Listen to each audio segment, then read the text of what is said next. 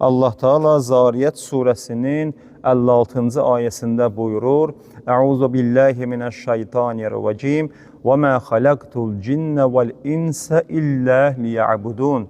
Mən cinləri və insanları yalnız mənə ibadət etmək üçün yaratdım.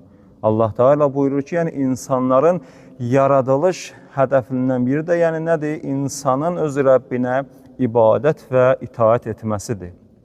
Amma təəssüflər olsun ki, bir çox insanlar öz yaradılış fəlsəfələrinin tam əksini yaşayırlar. Sanki bunları Allah yaratmayıbdır. Sanki bunlar öz başına, öz-özünə yaradılıblarmış kimi yaşayırlar. Nə Allaha ibadət var, nə itaət var. Necə gəldi yaşayırlar, amma halbuki bu cür olmamalıdır. Allah Teala yaratdığı hər bir şeyi hikmət üzü ilə yaradır.